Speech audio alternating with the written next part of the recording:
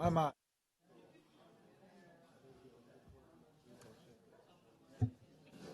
Got her going. Okay, everybody ready? County Council. Whoop. Where's County Council? I guess, oh, here she is. I thought she left us. You don't have to rush. We got all day. All day, baby. Anything to report out of closed session, huh? Yes, Chairman and members of the board, on a motion by Supervisor Frazier, a second by Supervisor Rogers, the board voted unanimously 5-0 in favor to file a petition to seek an order to extend the certification deadline for one particular race, Madera Unified School District Trustee Area 5. And the decision to take action was based on a need to correct an error made by our contracted ballot printing company, and also to preserve the integrity of the election process in Madera County. There are no other reportable actions. None at all. Okay.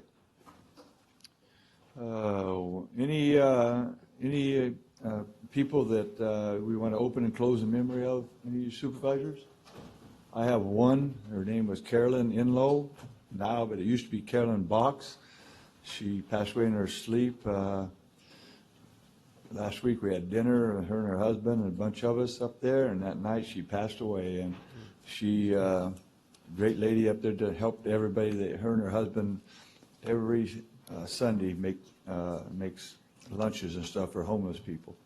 And anyway, in her younger days, her and her husband and her son Bobby lives up there in Ahwahnee. They were world champion gold panners, and she was the woman world champion gold panner for like 4, 5, 6 years. And they got so popular up all over California and stuff that they actually had a couple of those contests up in Ahwahnee in those days. So anyway, I want everybody to be thinking about her and her husband, George. I was Thank supposed you. to mention somebody. Oh, okay. Yeah, Jim Hayes from, he worked in the grand jury and just passed away, so. Oh, he worked on he was on He's a on the grand jury grand jury now? currently, yeah. Oh, wow. Okay, that's who we're gonna open and close in for, Jim Hayes and Carolyn Inlow Box. Invocation will be done by Pastor John Purcell from Believers Church. And Pledge of Allegiance. Glenna, you want to do the Pledge of Allegiance today? Sitting right up front, I think you ought to do it. Thank you. Thank you. Let's all pray together. Heavenly Father, we thank you once again for another day here on earth, another beautiful day here in Madera. We do lift up the families for these who have been mentioned that have passed on. We're reminded that we're here for such a short time on this earth, and that we're to make the most of what time we've been given. And we ask, Father, to ask you to bless those families, comfort them in their time of sorrow and grief, and may we be anything that we can be to them in comforting them as well. And Father, we thank you for this meeting today. We thank you for your governance. We thank you that your wisdom has been made available to us. If we simply humble our hearts before you and ask for that wisdom, I pray that that wisdom will be in this meeting among not only the board, but everyone that's participating. Lord, I pray that your ideas and your comprehensions of our past, present, and future for this county will be revealed to us, that we might simply serve the county and serve the people that you've given us the blessing and the place of serving. We ask it all in Jesus' name. Amen. To the flag of the United States of America and to the republic for which it stands, one nation, under God, indivisible, with liberty and justice for all. Thank you. Thank you, John and Glenna, very much.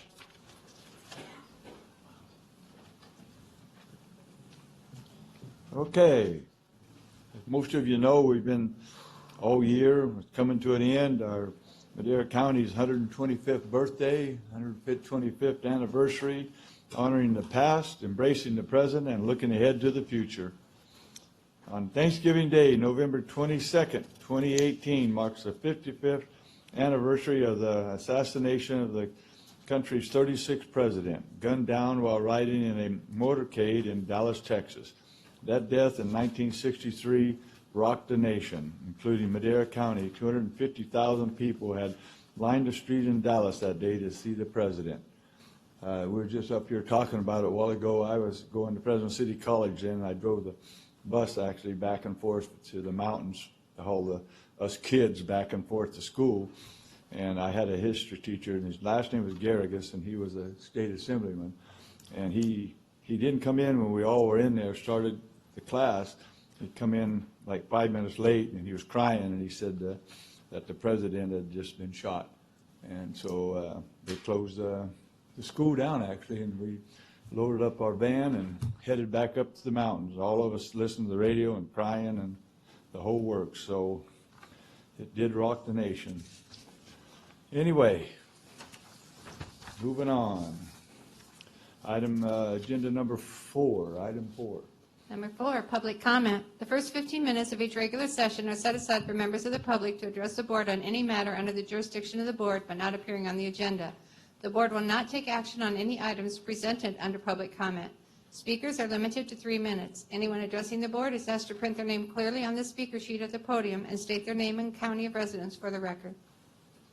Good morning. Good morning. Kirsten Gross, Madera County Animal Services Director. I just wanted to come today and tell everybody happy Thanksgiving coming up. From our family to yours, I put a little report together that I thought you would find very interesting. It encompasses the first quarter of the fiscal year, and it talks about things that we accomplish at the shelter. I thought you might find very, very interesting. At least I do.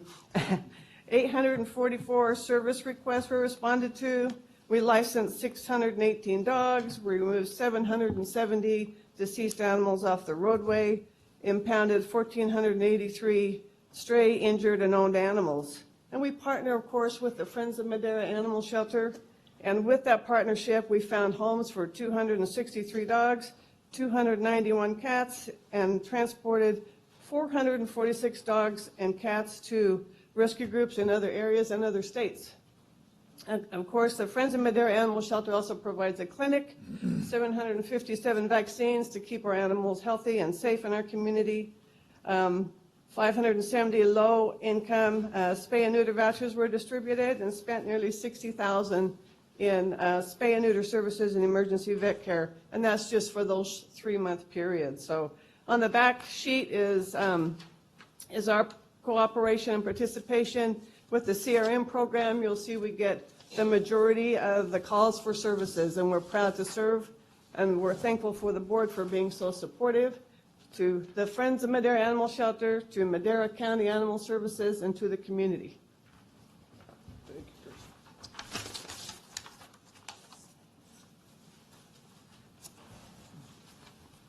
Thank you very much. Good morning. My name is Rhonda Salisbury. I'm the CEO of Visit Yosemite, Madera County, your official visitors bureau. I wanted to say thank you for your support.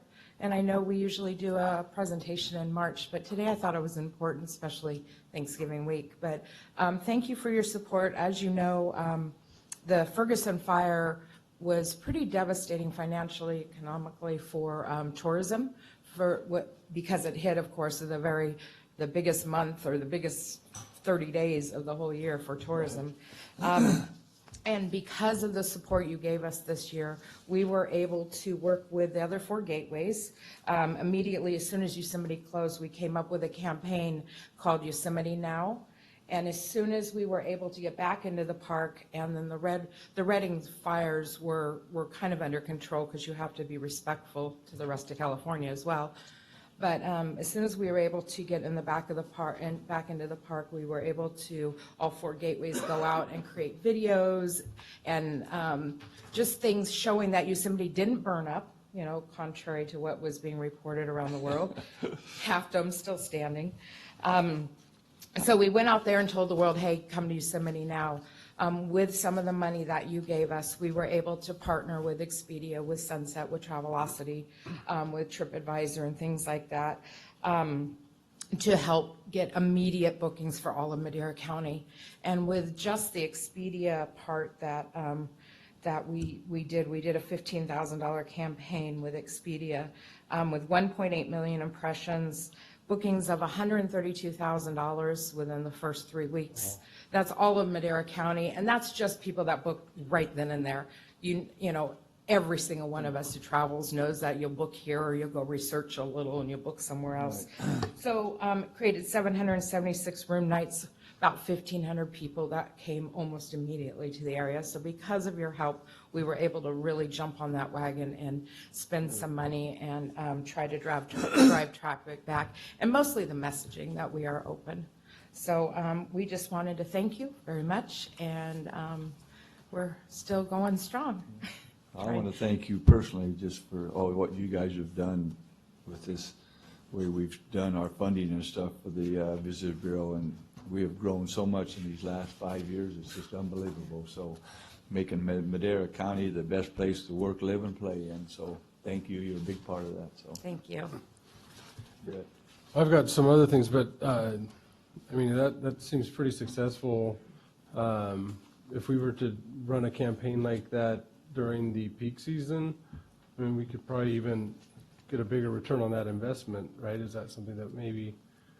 Yeah, working with Expedia now and knowing what they can do for us, it's a big spend for us, but it's also a big return and immediate return. So summer, we probably wouldn't do it like in the middle of summer, but we would do it like winter right now. We don't really need it, right? Yeah, we're continuing to do it now to kind of get some more momentum. And also, I mean, we have to be respectful with the campfire and all that, you know, going out into the world, but we do need to, those immediate bookings are pretty awesome. Yeah, that's, and then you can quantify that pretty well. And then we can look at it and see exactly how much comes in to us, and I think that's something we should probably partner with later, but.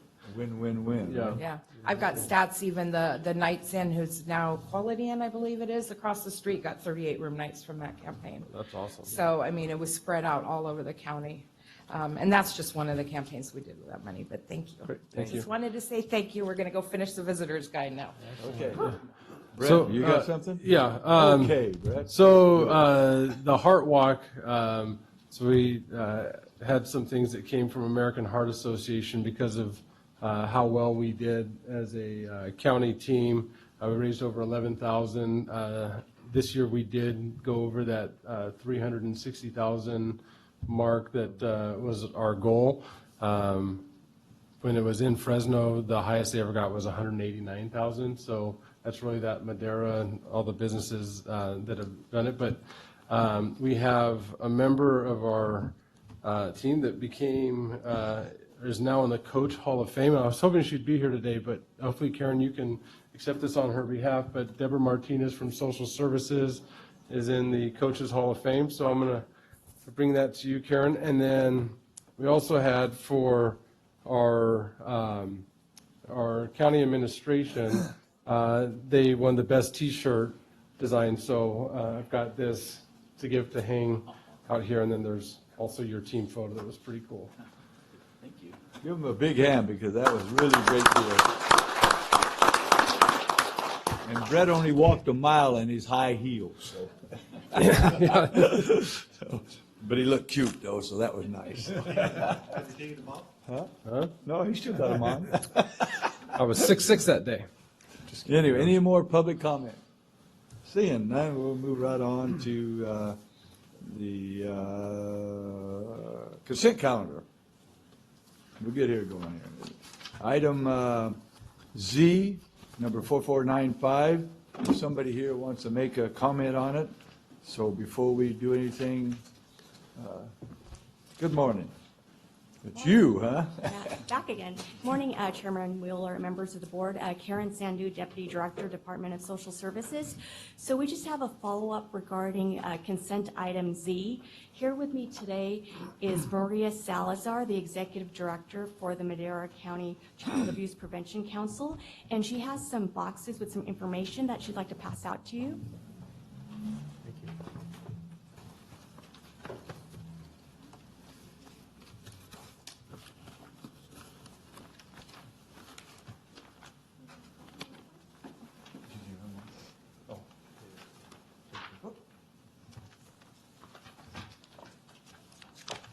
thought you was only give them boxes and we didn't get one.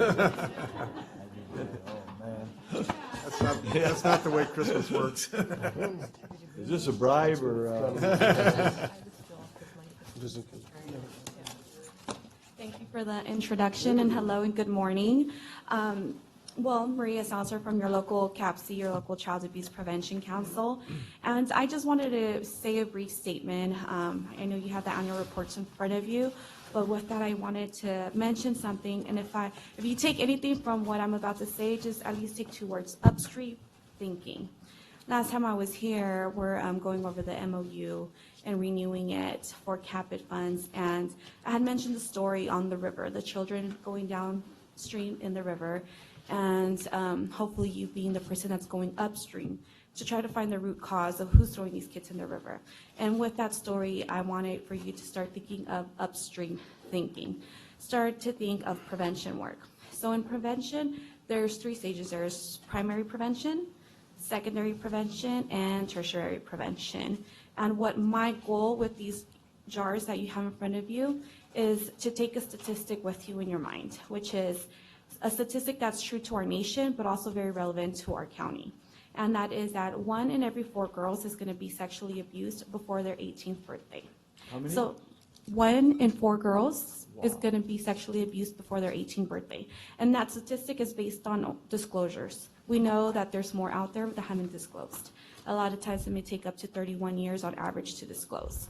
So with that jar, you have 4 sets of Hershey's. I think actually 3 sets of Hershey's. So that 1 red Hershey represents that 1 girl out of every 4 Hershey's. 1 girl out of every 4 girls being that statistic that I mentioned. So I really wanted for you to take that at heart and really visualize it and really hold it in your hand, because it's a statistic that is very true here. There's also another one that 1 in every 6 boys is going to be sexually abused before their 18th birthday. Again, that's only based on the numbers of the children, the people that have disclosed. So my goal and my vision with what we work and everything that we do is that we can change that statistic with prevention work. So my goal is that those jars end up looking like this, blue Hershey's, where our color for child abuse prevention awareness is blue, and that we do more prevention work. In our mission statement, you'll read prevention, intervention, and treatment. So the way we do that is prevention education through trainings and even education to families, which is actually something that a lot of families in our county have been liking. Intervention services, which looks like the classes that we provide through parenting classes, youth classes, and children classes, and treatment linkages, which is the referrals we do from the people that are walk-ins or the people that call us.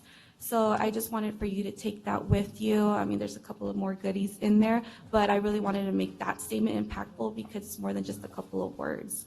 Thank you. Thank you. You're Maria, right, you said? Yes, Maria Salazar from Child Abuse Prevention Council. All right. Well, I wanted to just thank you. And the second thing is, does that average, you said is that a national average or California? Yes, and it's also true that a lot of times the perpetrator is somebody they trusted and they loved, and that's 60% of the perpetrators tends to be somebody they loved or trusted, whether it's parents, boyfriends, girlfriends, biological parents, an uncle, an aunt. How does Madera County rate in that ranking? Are we higher or lower? I got the average? numbers based on the CFIT for Madera County, and it's also very right there, from 59 to 60% on average. We want to thank you so much for watching out for our kids. It's the most important thing that we have in the whole world. So thank you very much, both Thank of you for your time. Thank you. Yeah. Okay, the consent comment, that was item Z. Is there any comments from the board? Yeah, on X for any motion, I just wanted to add, so. On X? On X, yeah, the agreement was approved at their council meeting yesterday, but if we approve this, I just want to approve it so long as there were no changes from what this adopted agreement is.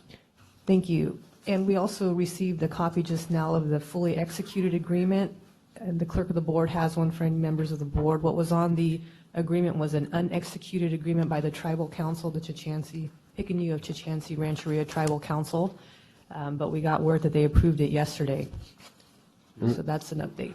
Yeah, we don't think that there's any changes, but we just want to make sure that there is none, so. Brett and I sat on that committee meeting with them, and we're working really hard to get a new MOU with them, and it's been pretty. I think we, taking the time to really get to know each other, I think has done a lot of good to build some trust back in there, and I think we're really moving forward really good with them to get something that's beneficial to everybody, because we all serve a lot of the same people, so.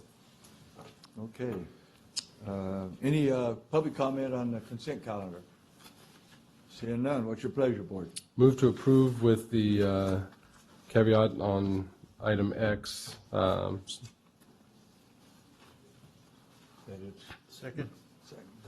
Done the way we said it was going to be done. Okay, roll call, please. Call for the vote. Supervisor Frazier? Yes. Supervisor Rogers? Yes. Supervisor Poitras? Yes. Supervisor Rodriguez? Yes. Supervisor Wheeler? Yes. Vote passes 5-0. Thank you. Okay. There's no public hearings today, so item number 6 is off. Item number 7, public session. Number 7A. 7, Social Services Department, presentation of proclamation naming November 2018 as National Adoption Month. Whereas the County of Madera acknowledges that every child deserves to grow up in a loving and forever family, and whereas adoption is a permanency plan for approximately 60 dependent children in Madera County, and whereas adoptive parents play a unique role in welcoming children into stable, loving families, providing a safe and comforting place and a lifetime of support for children in need of a place to call home. And whereas the month of November is dedicated to celebrating those across the nation who have expanded their families through adoption and acknowledging the strength and resiliency of the children who are still waiting to find their forever homes. Now therefore be it proclaimed that the Board of Supervisors of the County of Madera, State of California, is hereby designate November 2018 as National Adoption Month in Madera County, and encourages all citizens, community agencies, religious organizations, businesses to celebrate adoption and honor families that through adoption make a powerful difference in the lives of children through adoption. Thank you. Morning Let's again. begin. Karen Sandu, Deputy Director, Social Services.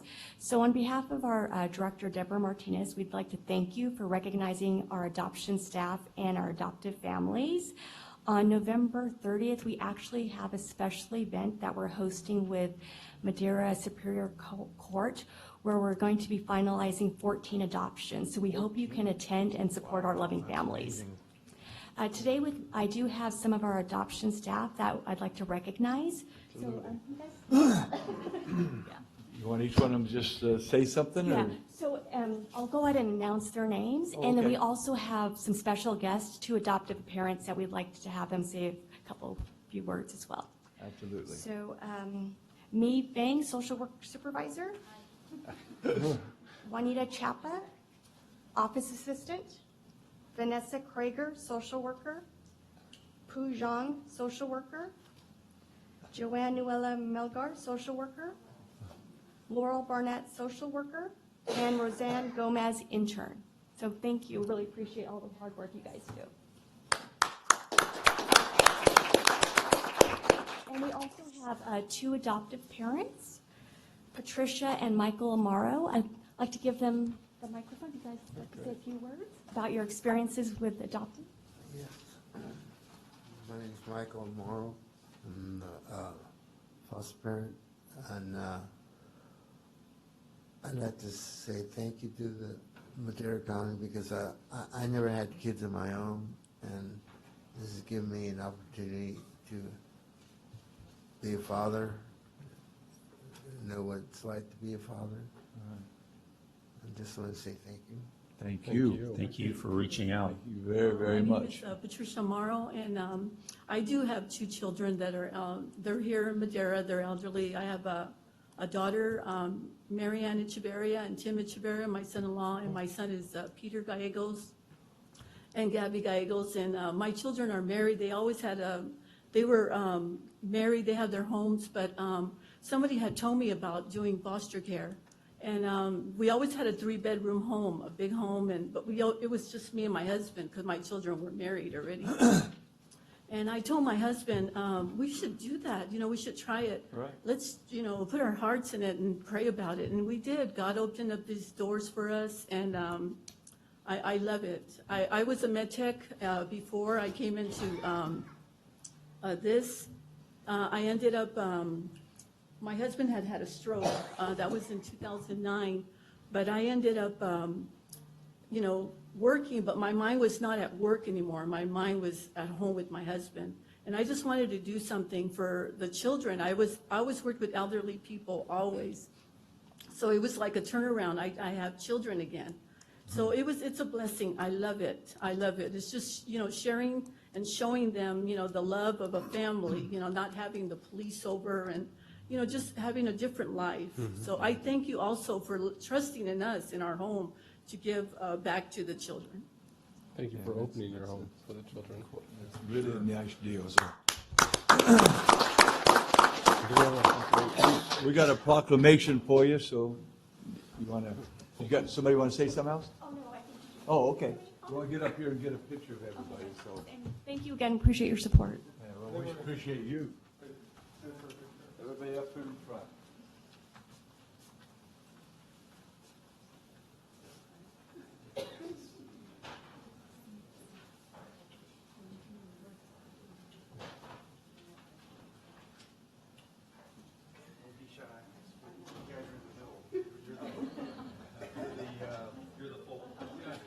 You're the focal point.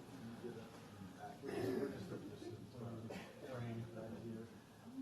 the picture, we're the frame. Good job. How's that? Good job. I'm here to make everybody look better. Okay, look at her. See you? Want to keep this way? Got everybody?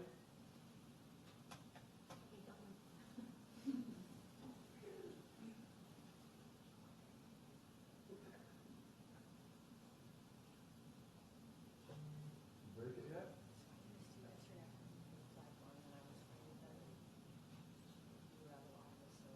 You have to walk back over here, right there, Letty.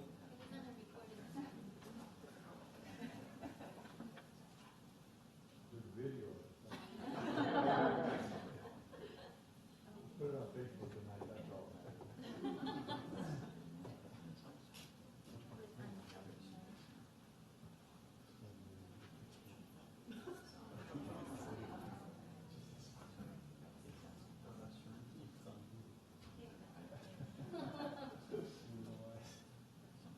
Take the selfie, Letty.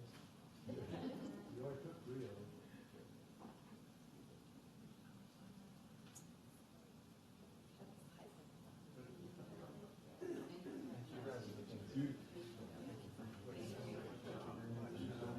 My cold hands.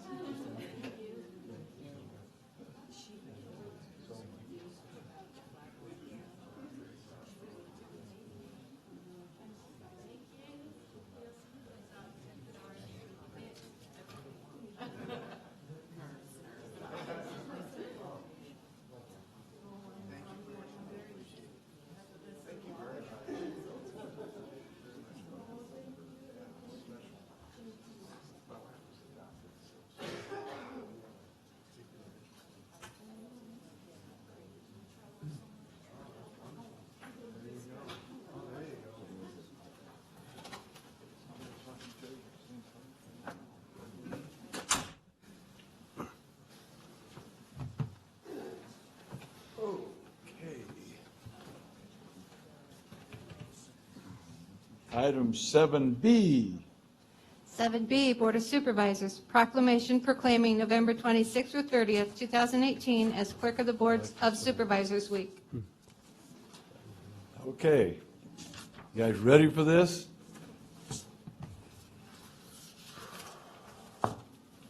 Ready? Yeah, I got to read it here. Oh. I just had to get it. The other one's faded a little bit, and I'm blind in one eye and can't see out of the other, so I want to make sure we got this right. We're in the same boat. Yeah. California Clerk of the Board of Supervisors Week, November 26th to the 30th. Whereas California counties provide many services that are essential to the lives of Californians, and whereas the position of clerk of the board of the supervisors plays an integral role in the function of California county government, and the clerk of the board performs many legally mandated functions that protect and preserve the rights of citizens to an open and accessible government. And whereas the work performed by the clerks of the board is a time-honored and vital part of the local government, and whereas the clerk's duties of record keeping, man, I'll get it straight here yet. Whereas the clerk's duties of record keeping is revered, their work among the earliest recorded on behalf of the public, and clerks have long pledged to maintain the neutrality and impartiality of the proceedings of the government, and as the California Clerk of the Board Supervisors Association, an affiliate to the California State Association of Counties, is organized to promote the principles of good government, to present the interests of the clerks of the boards with legislative bodies and professional organizations, to encourage the development of professional growth and education, to support the objectives of the regional groups established within the association, and where it is most appropriate that we recognize the accomplishments of the clerks of the boards across the 58 counties of the state of California. Now, therefore, it be proclaimed that the Board of Supervisors of the County of Madera does herewith proclaim the week of November 26th through November 30th as the California Clerk of the Board Supervisors Week, in recognition of the high level of services bestowed upon the people of Madera County and the people of California by the clerks of the board. And we've got them all up here. You guys want to come up here? We got Rhonda, the head clerk of board, her assistant Sarah, and Tashiana, her assistant. So they are the three hardest working girls in our office up there, except maybe our chief of staffs. They do a little bit, you know. So, but anyway, I want Keep to stepping in it, Tom. You're doing a great job. I might as well bury it good. I just, we want to really thank you girls for a great job you do, and keep us in line and keep these agendas all going, and keep all of our department heads online to make sure they get everything in on time. They're the ones that get it done, so give them a big hand. And the girls want to say, I think every one of you got to say something. So I Tatiana, wanted would you to, please start? I'm sorry? You want Tatiana to start? So I want to thank you for all your support. I mean, you guys are excellent, excellent bosses. And of course, we couldn't do it without Sarah and Tatiana. You know, they keep everything going. Their knowledge, their expertise, they're analytical, their eye for detail. I mean, they're an awesome staff to have in our county. I just want to give you a quick little history on the clerks. They actually date back to 1272 AD. And then when the United States started setting up local forms of government, the office of the clerk was one of the first to be established. And in California, your clerks of the board was established in 1850 when the territory was attained as statehood. So, So you got, which one are the oldest? Oh, okay. Okay, let's get a picture.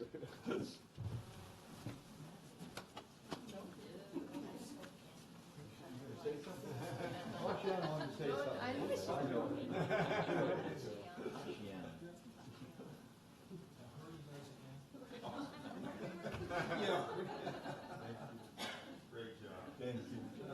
Thank you.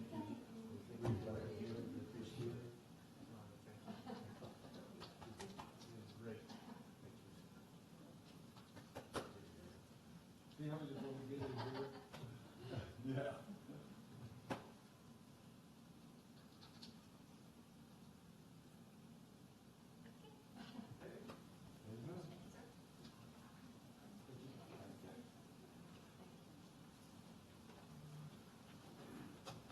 Now look, I'm gonna hurry back, going up, get back to work. Look at that.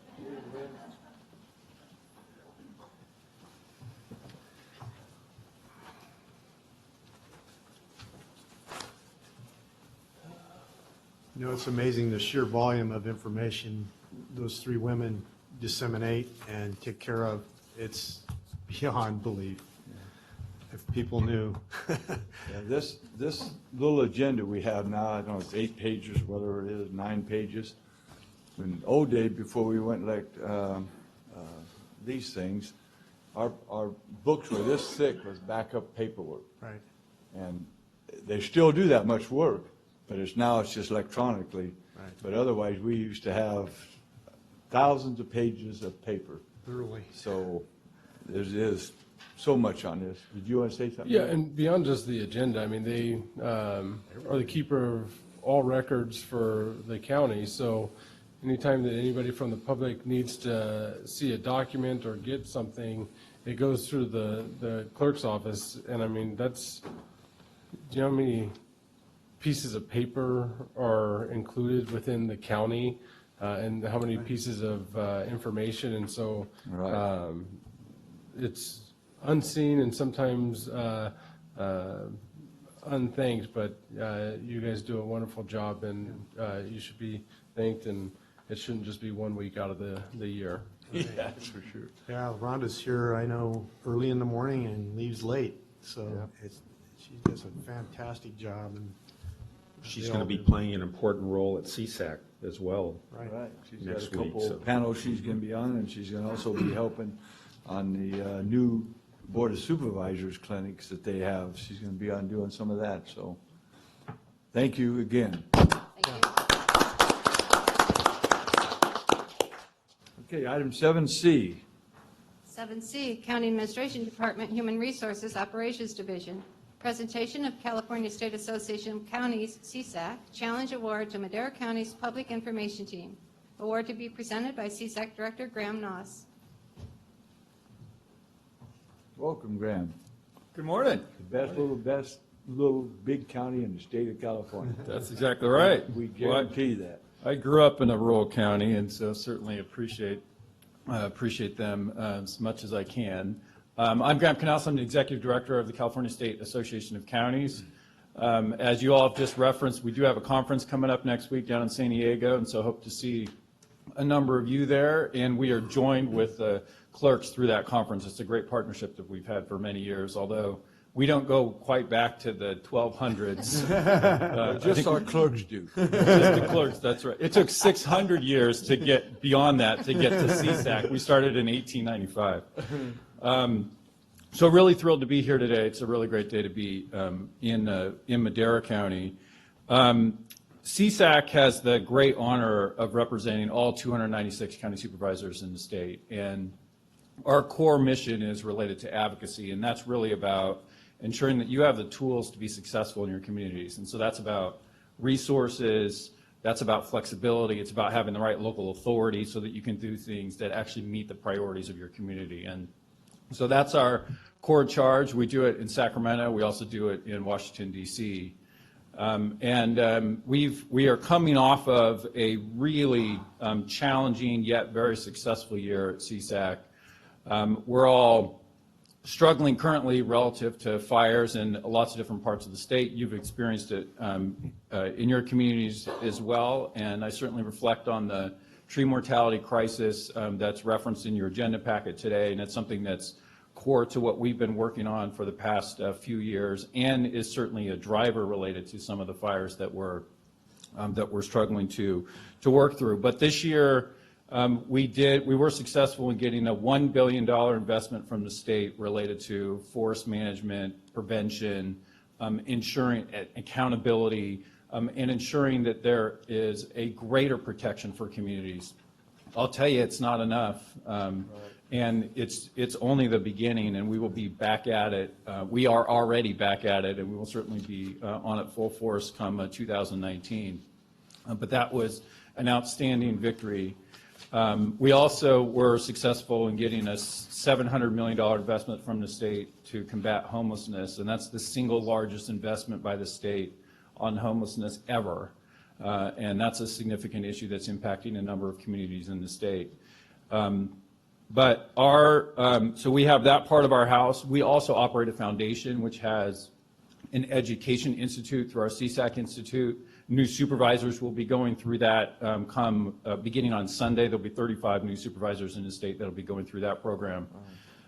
It's a fantastic program. We also have education classes that are now in 5 different locations in the state, including in Tulare County, just down the road from you. And that's a key part of what we do, which is leadership and policy development to ensure that your staff have the tools that they need in order to be successful, and we can learn from each other across the state. Today, though, I'm here because I get to talk about innovation and the great work that you're doing right here in Madera County. And there's no question that there's great work occurring in every county in the state. We just don't always see it. And fortunately, we did see the great innovation that's occurring that resulted in the Challenge Award that I'm going to speak about in just a moment. That we had 267 entries from across the state, all different size counties. Of those 267, 17 were awarded with the Challenge Award, including the one that we're going to talk about here today, that is your Madera County Public Information Team. And since a part of what we do at CSAC is to try to tell the county story broadly at the state level, at the federal level, to the community, this award is particularly relevant in doing that very same thing right here in your community. And often folks don't fully understand the complexity of the services that are provided, the great value that exists in the partnerships that you create in this county with leadership of this board and your CAO. And this award really helps underscore that great innovation in the partnership with the community. And so, as you all know, counties are a very complex form of government. And for smaller counties, hiring a full-time public information officer to tell your story is often a barrier that is too high to climb over. And so that doesn't stop creativity, it actually drives it. And so thinking about how to tell your county story without having a dedicated public information officer is exactly where the concept of the Madera County Public Information Team came about. This team, which consists of representatives from all of your offices, the 5 supervisors, the county administrator's office, county council, and county departments, got together and developed a county communication plan with social media guidelines. Regular meetings are held by this team between the deputy county administrator, the 5 district chiefs of staff, to discuss relevant information and communication strategies needed for the upcoming week. And so it's timely, speaking right to your priorities and what's occurring in your community. And by working as a team, there's been increased engagement internally, ownership and accountability among county staff, while ensuring consistent communication. So that's a great value internally from a management perspective in empowering your staff, but it's also great for the community to have a better understanding of what's occurring right here in Madera County. And so this team approach has really helped create county transparency in the way that it communicates with the public. It's fantastic, creative, and that's why I'm here and am very proud to present Madera County with the 2018 Challenge Award, and congratulations go to this board. They go to your County Administrative Officer, Eric Fleming, your Deputy CAO, Adrian Callip, IT Systems Analyst, Jay Doss, and the 5 district chiefs of staff, Melissa De Silva, Glenna Jarvis, Anthony Duhone, Letty Gonzalez, and Brittany Dyer. Congratulations to all of you.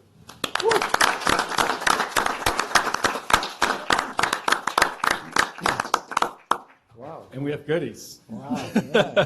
And so I'd like to formally present this to the board and to the folks that I just went through who've done such an outstanding job in really creating a creative approach to ensuring that you can have workable communication with the community that you're representing, and they have a better understanding of what you're doing as supervisors and really as the whole complexity of county government. So thank you all very much for doing such great work here. Thank you. That'll look great in my office. That's awesome. You guys all come up here, we'll get a picture of you dedicating him, giving that to you. We're not going to get into this picture, it's theirs.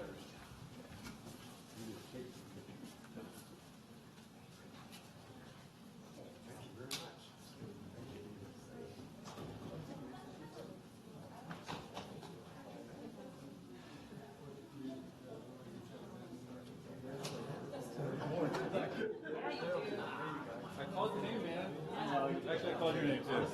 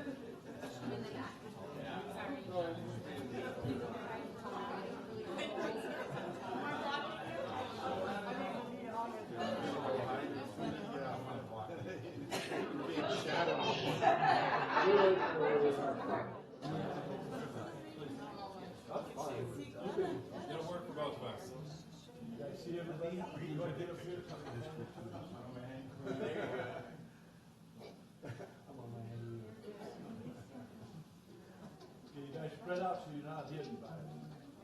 I don't stand up down behind it. Spread out so they can see everybody. Sure have no problem being in the front, Bob. Taking credit.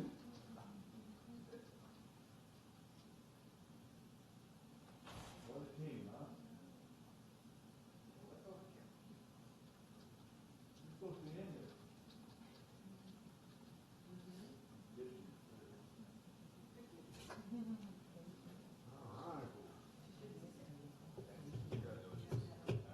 Great work, everyone. Thank you. I'm taking this home, guys. I'm sorry.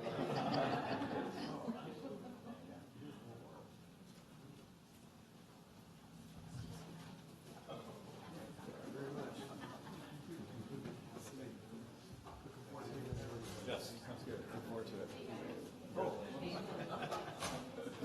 Thank you very much. Who's going to post that on social media? Hold on for a second. 1 second. Here's the box for this too.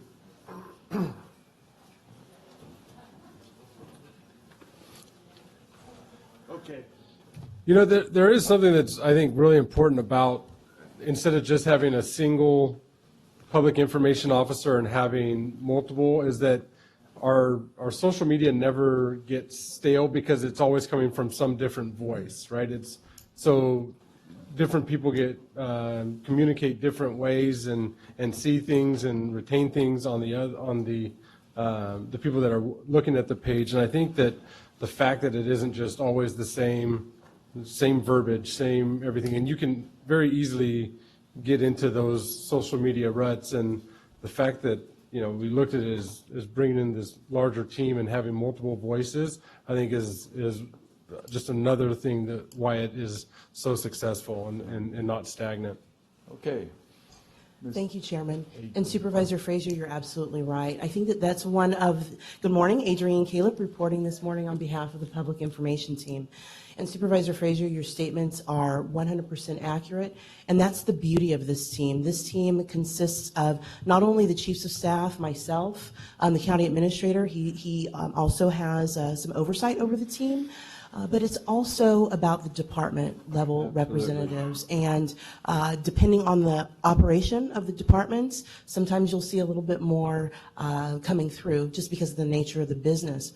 But this team has taught me a lot. We've learned a lot from each other, and we are successful and we are better as a team than we are just with the public information officer model. So I wanted to just mention the names of the departmental representatives that we have all engaged with at one point or another since we have started this journey. And I want to first say that I'm very proud to be a part of this team. The county administrator gave this to me as an assignment, and I originally said, no, boss, I don't think so. And he said, no, yes, you are. So once he says that, I have nothing else to say, but okay, I have to do it. That's a directive.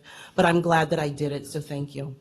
The representatives are Tyson Pogue, but we do have the sheriff here, Lisa Morales from Corrections, John Bell from the DA's office, Stephanie Stokel from Probation, Sonny Neely from Social Services. We have Julie Gregson from Public Health, Shannon Bonas, Child Support, Sabrina Newland, Behavioral Health Services. I don't believe Maddie's here, but she's also part of our team from CAP MC. Curtis Foster, Veteran Services, Alex Rodriguez, Public Works, Annette Kephart, Community and Economic Development, Stephen McNeil, the Ag Department, Josie Meza with the Library. We have Teresa Herring also with Animal Services, and Teresa, one of the things that's really cute is we have our Animal of the Week, trying to get some animals adopted. She's behind that. Yvette Gomez from County Administration, Bonnie Hendrickson from the Assessor's Office, Susan Carter from HR, that's my baby. The HR is my baby, not Susan. Well, we just That thought you came might across have right, more but than one. HR. You knew what I meant. HR, Steve Von Flew, Central Garage, Tracy Kennedy, she's not here, our treasurer tax collector, and then Sarah Anderson and Rhonda Cargill from the chief clerk to the board's office. So that's another hat that they both wear. So thank you so very much. Another big hand. And now we're going to take 15 minutes to go back and have some goodies and celebrate, and thank all of you again for that. And anybody else wants to come down and get a little, whatever we have back there. We got goodies back there? Yes, we do. We have cupcakes and fruit, yes. Okay, so take 5 here.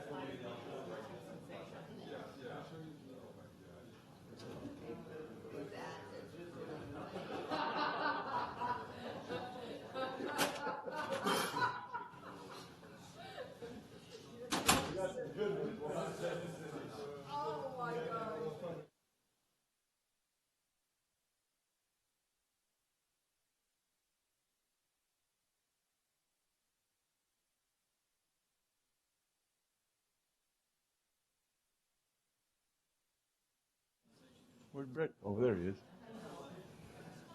We're on live. Yeah, he does, huh? 7E. 7D, number 4561. Oh, D, okay, I'm sorry. I got all my notes here. I went over the top of it. 7D, like a dog. Human Resources Department, Operations Division, Admin.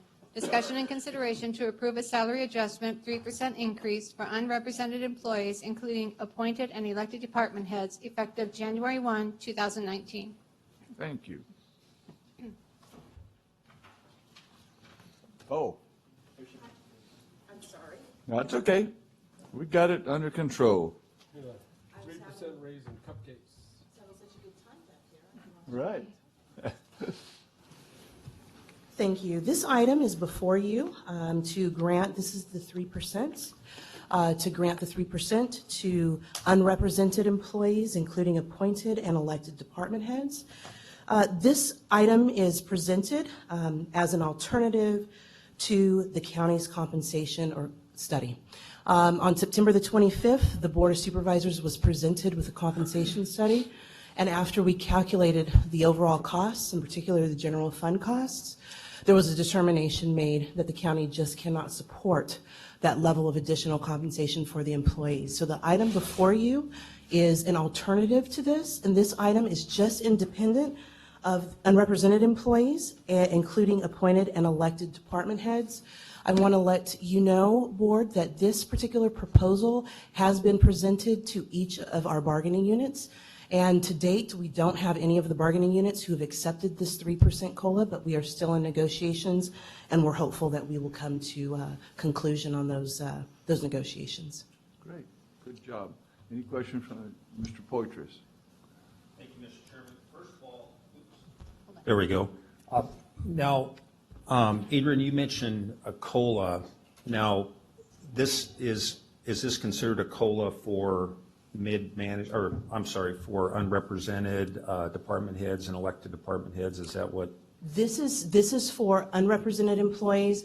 Those are employees that are within the board's office, human resources, county administration, and there are a couple of classifications that are unrepresented down in the auditor's office because of the type of information that they are exposed to, in particular in payroll.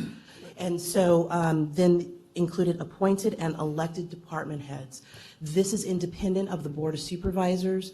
While the board you are all elected officials, you're not an elected, in our system, we don't consider you an elected department head. I guess my question is, though, is this considered a COLA? Because there's nowhere in the report was it referred to as a COLA, it was more referred to as... It's a salary adjustment. It's a salary adjustment. It's a salary Okay, good. increase, yes, it is. Okay.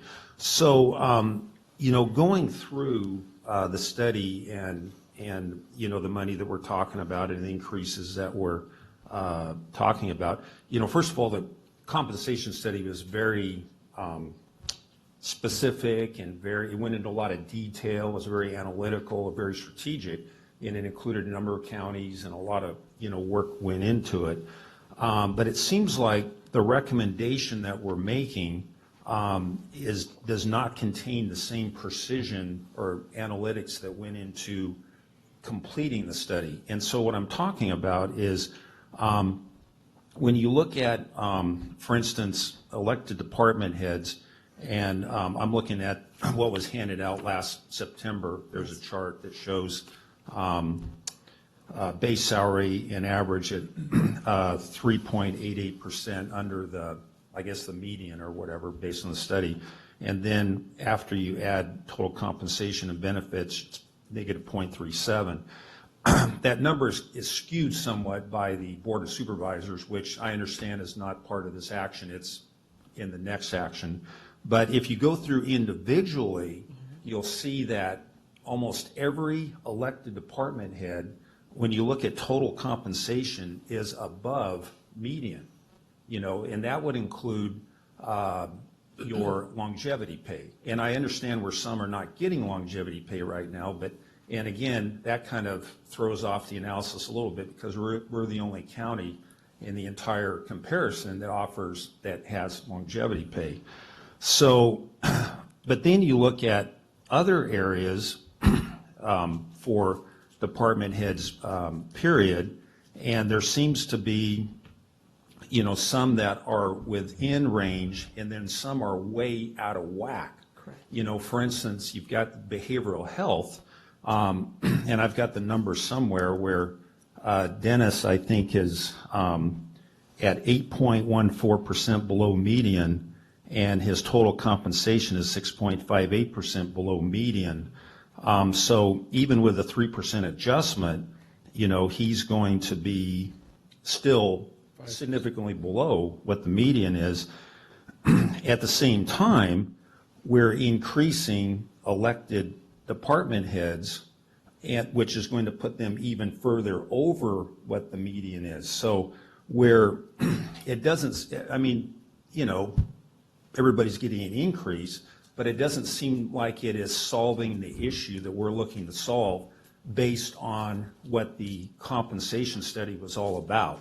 It was to bring people back into whack in terms of, what the market is. So I'm not opposed to the amount of money that we're looking to recommend, but it seems like we could be a little bit more precise in terms of how we allocate that increase.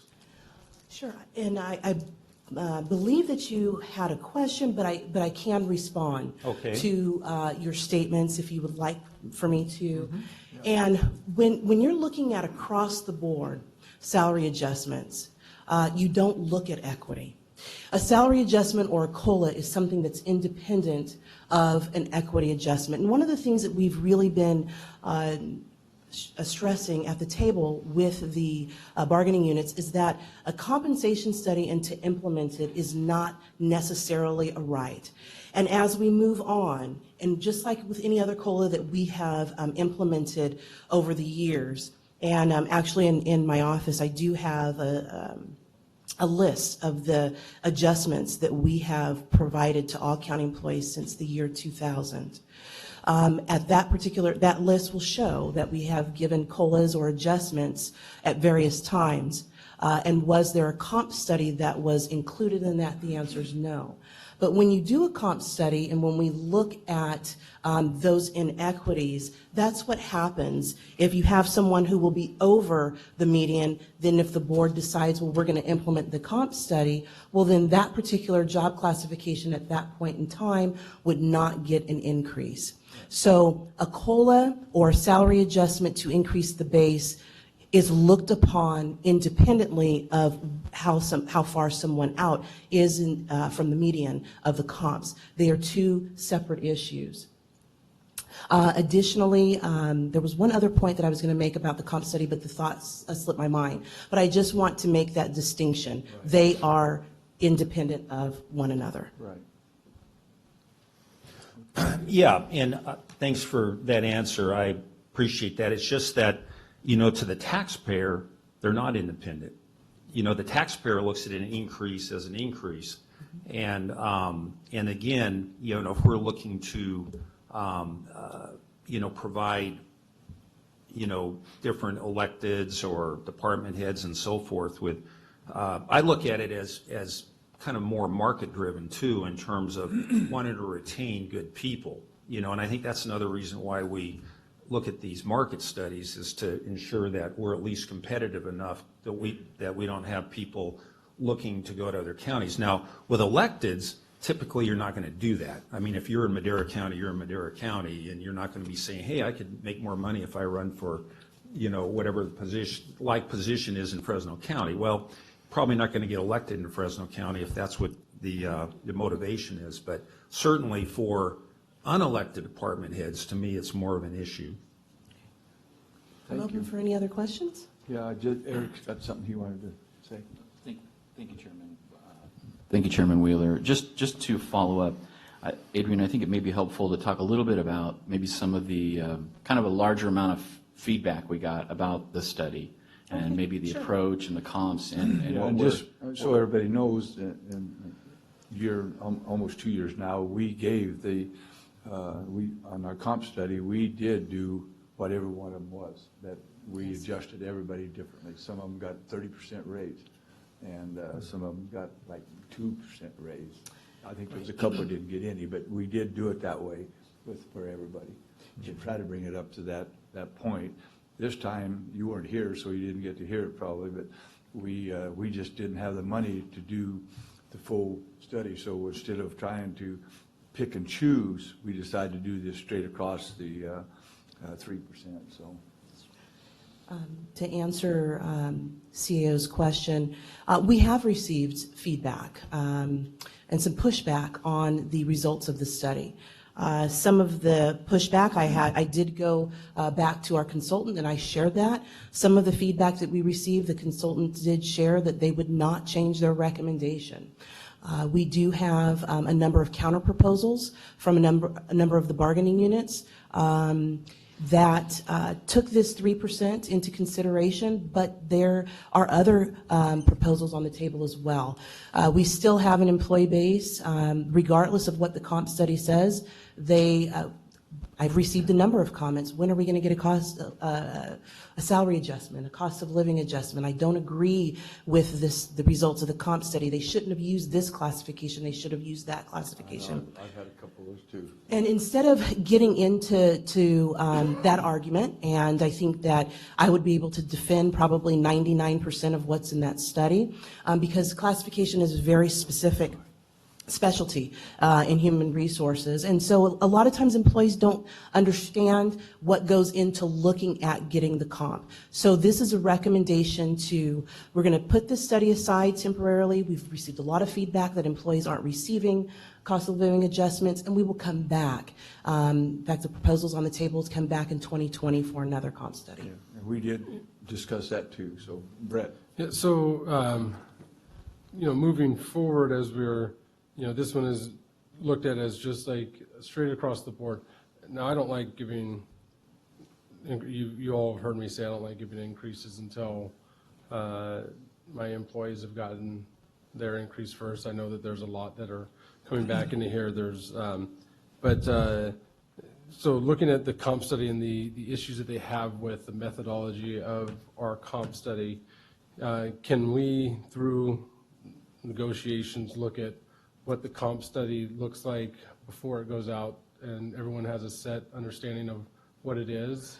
We can, we're going to be in the process, and part of our proposal is to negotiate the counties, the new comparable counties. As far as negotiating what those comps will be, we have received some counter proposals on that, but typically, when we get into that nitty-gritty, we can get into a meet and confer situation where we could go to impasse. And that's why historically we have not gone to the bargaining units to request, do you agree with these particular comps? Because there's certain things that go into establishing what the comparable class is. So we have not done that. But there are certain aspects of the study that definitely we can get their buy-in. The implementation of a comp study and how it is studied historically is a management right, but the implementation of whatever increase that we recommend from that is what's meet and conferable. And then I know that the comp study overall showed there was about an average of 5% spread, right? That's correct. And we couldn't afford that extra 2%, conservatively knowing what's going on with PERS and all the different things and looking ahead. That is correct. It wasn't financially prudent. Are those similar numbers of 5% on average, would that represent this item too, or is it further out, or? So this is 3%. So if there's a job class that's in for an unrepresented or appointed or elected department head that is more than the 3%, then that particular difference, that percentage, is not addressed in this item. We're closer, but we didn't get to that threshold because of the finances. And I know about not going straight to the 5% in here, but like in just this group of people, the unrepresented employees, including appointed and elected department heads, were they within an average of like 5% out? I don't have the average for this particular group, but it did vary. We had some that were 0, we had some that were unrepresented that were 4, and we had some that were a little bit higher. For instance, like Supervisor Poitras had noticed, the Director of Behavioral Health, who would be included in this, he would still be out just a little bit. So based on that, it's roughly around that Yes. 5%. Okay, thank you. I got something to say first, Rob. Okay. Brett said something about, we don't do this until we get our employees taken care of, and we've talked about that very seriously a lot, and negotiating with all the 13 unions that we got to work with. But one of the things that I heard back personally, whether the rest of Betty did or not, was that I know what you guys are going to do. You're going to give us 3%, and then when it's all done, you're going to give yourselves more. And we, as chairman and putting this stuff on the agenda, I thought it'd be better to show that we are not going to do that. We're actually putting it out here in front, so everybody knows we're all going to get the same. There's not going to be no differentiation on that. And I thought that was very important to make sure the unions know that we're very serious about not trying to change any other deals for anybody in our whole system. So, yeah, Rob. Thank you, Mr. Chairman. Again, something I brought up earlier that is not, we haven't really talked too much about. When I was looking at the studies and it showed that 5% differential, because I was going back and looking at the reports from the 25th of September, I noticed that 5% range, and I was going, what's going on here? What's the difference between the base salary average and the total compensation average? Why is it? Because once we get to the total compensation, we're pretty close in a lot of cases, but we're not. And it's that longevity pay in every single case. And again, we're the only county that has longevity pay.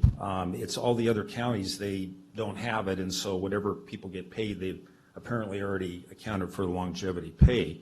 So, so that's kind of what really takes us out of whack in terms of, the base salary and average. So if we give a 3% now, without compensating for the longevity pay at some point, then later on, when that longevity pay kicks in, it will,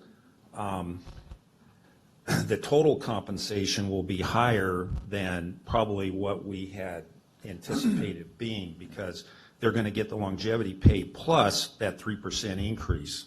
So, I mean, I would support. They earn it. Right. Well, I mean, isn't it based on the number of years you're here, you get the longevity You pay? earn that, right. Yeah. But. You don't have to stay. You don't have to stay, but that's the carrot. Yeah, I know, being on school boards, every one of our, the school, 3 different ones I was on, North Fork, Sierra, Chwanakee, they all have longevity. Yeah. Things like that. Now, do other counties do or not, I do not know. I never checked that. Is it not But- just looked at in but the that's a study? very important thing to help people stay in we want to keep good people, and if that longevity will keep a person that extra 5 years, 10 years, 15, like we got someone that has 30 years here, it's important to me. Very Well, important. which is fine, but I'm just saying that if we were to give that bump now, at 3%, I would say fine, but let's, take it off whatever the longevity pay would be later on, because it's almost like an advance on the longevity pay. And if we don't adjust for longevity pay, then the total compensation will actually be higher once the longevity kicks in. Mr. Rogers. Yeah, if you take it away from the longevity pay, it ceases to be longevity pay. That's correct, and longevity is it's a It's an negotiated. incentive to keep people longer. It's a benefit. That's the purpose of it. It's not, it's a benefit to people who stay, and that's the way I see longevity pay. It's not something you're going to take away because everybody else, because of adjusting where we're at in the big picture. And the reason we didn't implement the compensation study is because we couldn't afford the overall study. The idea was to compensate everybody based on a basic CPI that would keep us from going way out of compliance with what's going on in the market, in which case you would really lose people on a larger scale like we were in corrections. We were losing a lot of people till we changed that pay situation there, and that has ceased to be a problem in that department as far as I know, and many other departments when we brought everybody up to the level they needed to be. The fact is we're in competition with other counties. Yeah, that's right. We're in competition with the marketplace in general. You can deny that all you want, but the fact is IT people are offered, there are any number of IT jobs they can go find. How do we compare with other IT operations in the marketplace? And if we don't compare, if we're way below, they're going to seek employment other places where they can get the best pay. So we have to stay up there to keep good people and to attract good people as well. Thank you. I'm sorry. Mr. Frazier. It's a competition thing. Yeah, in terms of the longevity pay, the way I see that is you're paying somebody for not just staying here. I know it's very easy from the public perception to say, well, they just get it because they've stayed there for long enough and they just didn't leave. But when you look at how long they've been there, you're paying them for their institutional knowledge, their understanding of what they're doing. At a 40-hour work week, 52 weeks of a year, that's about 2,000 hours a year. Probably take some vacation. But it says, or the rule to become an expert in anything is 10,000 hours of experience or training. So after 5 years, which they don't get the longevity until 10, but after 5 years, you'd have 10,000 hours. You would have an expert, and an expert would be paid more than somebody new.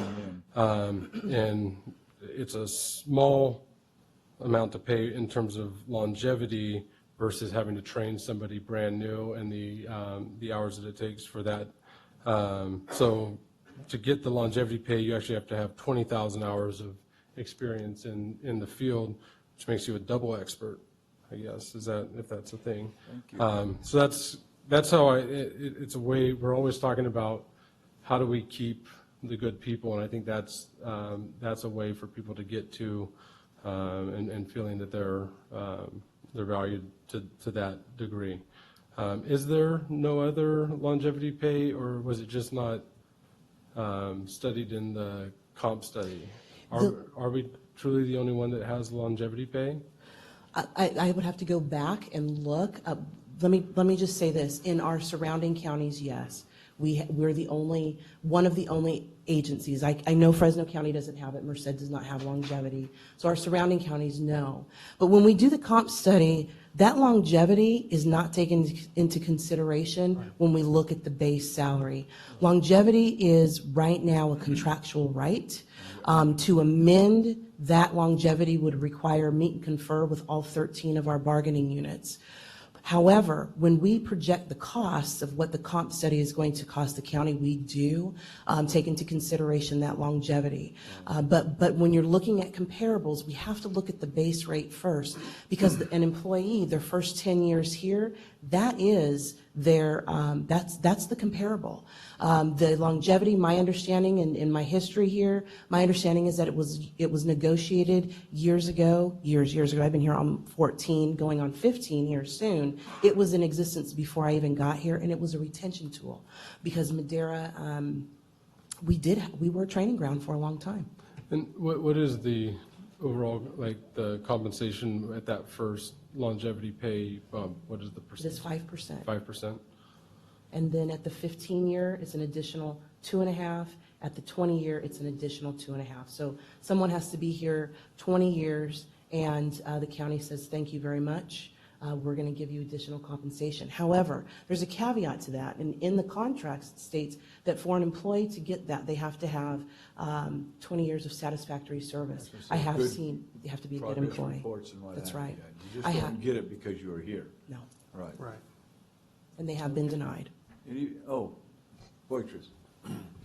Thank you. No, I just want to mention, in this survey, we were the only county that had the longevity pay, so just FYI.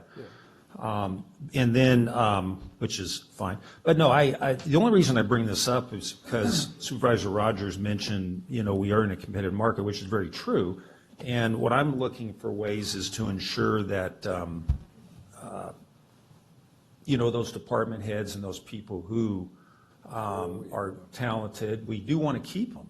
We want to make sure that we're paying them well enough because, even though we're a small county, we are in the Fresno market, and Clovis and a lot of other places, and there's a lot of other places they can go. We want the best people. So that's the whole reason I'm looking at alternative ways to compensate for those department heads. Thank you. Any public comment? Seeing none. What's your pleasure, board? I also want, anytime we talk about these things, I just want to throw out, we've shrunk down our workforce. We've gotten rid of a position that would have been in this, as we were getting too top, or not too top heavy, but too people heavy. Yeah. So we need to make sure that we continue to look for those efficiencies as we do these things, and if people are getting paid more, they just know that we ask them to do more, but then we pay them accordingly, and always make sure that we're not expanding the number back to where it was when this all collapsed. And so we need to make sure that we limit the growth of our government, but we still need to make sure that we're providing those services that these do and our other employees. Thank you. Any motion, anybody? I'll move to approve. Second. Got a second? Roll call, please. Call for the vote. Supervisor Rogers? Yes. Supervisor Frazier? Yes. Supervisor Rodriguez? Yes. Supervisor Poitras? Yes. Supervisor Wheeler? Yes. Vote passes 5-0. Thank you, gentlemen. 7E. 7E, County Administration Department and Human Resources Operations Division. Introduction of an ordinance amending the annual salary for members of the Board of Supervisors, accepting the 3% salary adjustment, which is proposed for unrepresented employees, including appointed and elected department heads, effective February 2nd, 2019. Waive the reading and set the hearing for December 4th, 2018. Good morning again. Good morning again. This is actually an item that is a continuation of the item that we just concluded. And this item speaks for itself in the board letter and in the ordinance. This is an item to grant the board members a 3% cost of living or salary adjustment. And I want to just share, I understand that there's been a little bit of confusion about why we had to have two items and as well as about the calculation. So the reason why we have to have two items is because the Board of Supervisors' salary is set by ordinance. And that's first and foremost. And it does not go into effect for 60 days after the final adoption of the ordinance. This ordinance continues to set the Board of Supervisors' salary at a particular percentage of a Superior Court judge. And that calculation was based on taking the current annual salary of the Board of Supervisors, you add 3%, whatever that particular figure is, you have to back that figure into the Superior Court judges and figure out what percentage of that new salary is of a Superior Court judge. And that's how we came up with the 41.2%. For those board members who do not have longevity, and the 43.26% for the board members who have commenced their 6 year of service. And I am open for any questions. One thing, I just want to make sure the public knew that is an ordinance that we have to abide by, and it doesn't take effect for 60 days. So, And Chairman, just to be clear, 60 days after any intended approval, this is the introduction of the ordinance, and so this would have to come back on December 4th for final approval. It's a two-step process, and then 60 days from that day. yeah, so we can have a regular public hearing on it. And that's outlined in the board letter. Yeah, okay. Supervisor Poitras. Thank you, Mr. Chairman. On this particular item, I am opposed to, for the following reasons. We're under a way different compensation plan and schedule than anybody else in the county. As far as I know, nobody else in the county has their pay tied to increases in the judges' salaries. I know that this is a pretty common practice throughout the state and in our region and probably comparable counties, and it can range anywhere from 40 to 45 to 50%, even higher, depending on 60 in a couple counties. Okay, 6%, yeah, pretty rich. And so, but I know the last 2 years for myself, we've received 2 increases, and it's averaged about, over the 2 years, about 5% per year. I know it was a little bit higher the first time, a little bit lower the second time, but it's been a pretty healthy increase. The second thing is that when you compare our compensation to other counties, it's not an apples to apples, because each county has a different office setup. For instance, in Merced County, the supervisors, I believe, they might make another 15% more than we do here, but they do not have chiefs of staff. They do not have assistants. So it's a bigger job. They have to take on more. And so when you look at the total compensation for each supervisor's office, we are actually significantly higher than, say, a Merced. The same thing in Tulare. The Tulare supervisors, I've talked to them, they have 2 chiefs of staff or 2 assistants that they share amongst the 5 of them. So again, they have probably, 25%, they get 25% more pay than we do, but again, they don't quite have the support that we have. You know, I know that the argument can go back and forth in How about terms of. Fresno? Fresno it's huge. They've got chiefs of staff, they've got staff, they've got all kinds of people working for them. Make all of our Yeah. neighbors, don't leave none out. Yeah, exactly. In Kern, I'm not sure where they are, but if you look at Kern County, you look at Fresno County, they're both approaching 1 million people. When you look at Stanislaus County, they're pushing 500,000. Merced County about 260,000.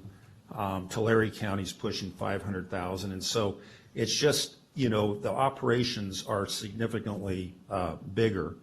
Kings County, they're south of us, you know, in terms of, well, location, literally, but also in terms of the supervisor compensation, but we do have very similar sized counties. And just the mere fact that what we're getting paid doesn't seem to be a significant barrier for us to run for reelection. Apparently, we're happy with what we're getting paid, or, you know, we haven't had to go out and find other employment because what we're getting paid as county supervisors is not enough money. So for those reasons, I would be opposed to moving forward. Thank you. Mr. Rogers. Yeah, just unfortunately, what Supervisor Porthos is talking about in other counties isn't apples for apples, it's apples and oranges. Because the fact is that most of those counties are incorporated largely into cities. The cities run those operations that the county supervisors don't have to take care of. We have 2 incorporated cities in the county of Madera. We have multiple. We have the most maintenance districts of any county in the state of California. Each supervisor, except for those who live in the city of Madera, the supervisors who oversee Madera in District 3 and 4 don't have the problems that those of us who are out in unincorporated areas of District 2 and 5 and 1. We have the responsibility for the roads, we have responsibility for the water, we have responsibility for all the things that a city does, but on a county-wide basis. So there's a big difference between the counties that are largely incorporated. In Merced, you have 30-some cities. In Fresno, you have the same situation where you have multiple cities, and those cities operate the functions that a county supervisor in District 2 and 5 and 1 take care of. And we get the calls on that, we get the responsibility for that. So when we decided to have chiefs of staff, that was the reason, because there is no parity with other counties. There is no parity. We're completely different than any other county in the state of California in that regard. And there's much more work involved in overseeing like Maintenance District 21, that I go out and personally drive the roads to check and make sure that there aren't potholes, and I take pictures of the ones and send it into the department for fixing. I go out and observe when there are flood control problems, and I have a lot of them in MD 21. And I talk to the people about them, and we try to come up with solutions. When the culvert's stopped up, I go by and I take a picture of it and I send it into a mod. It's just, it's one thing after another. It's continuous, and it's full-time, and it's onerous. And it's part of the job. I don't mind doing it. I'm not complaining about the job, but I'm just saying, if you're going to talk about the job, it's got to be apples for apples, not apples for oranges. It's a completely different world. Mr. Frazier. Yeah, David, you're absolutely correct on that. And you know, every time that there's been a salary adjustment for the board, I've always been opposed to it, because I thought it was more than what everyone else was getting. It was always 10%, 7%, 15%. I've always been against. One time I think it was like 20% more.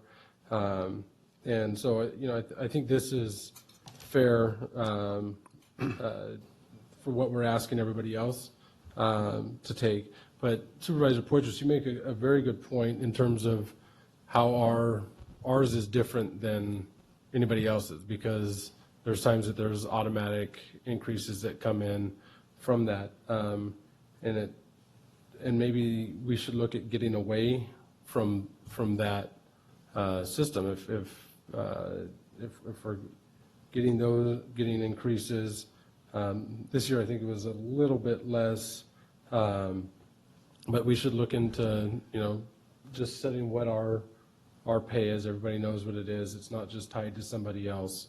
Could be. Most other counties do it that way too? Some do. Yeah, some do. It depends. Yeah. Yeah, and so if we're looking apples to apples, and then you take into account, the cities that we're running, that, which is what it is, the Ranchos is a city the size of Chowchilla, basically. You go to all those maintenance district meetings at night, and they're Yeah, and I do it with happily, like you do. But always in the past I've been against these because we're taking more than what we're asking our employees to do. I still don't. I hate taking it again before in my business, and I do have to have a second job in addition to this, and run my own business. But I know I'm always the last to get paid. That's just been ingrained in me from a very young age by my dad, who, as a kid, there was times that we would have less because, he couldn't pay himself for the month. I never understood that. You're the boss, right? Why don't you get paid first? And that's why a lot of businesses go under, is because they pay themselves first. This is a little bit different than that, but it's hard still for me to stomach that. But as going out and showing that, yeah, we're not going to, after the fact, go out and take more, gives me some comfort for that, and I understand the logic behind it, and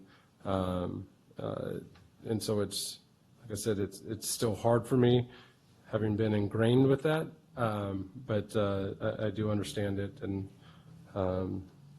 see how this works. Yeah, and some of us take this job very serious. I mean, I'm just telling you, I know that for a fact, and that's just the way it is, and now we'll open it up to the public now. Anybody from the public? Yeah, I guess so. Yeah, come on up.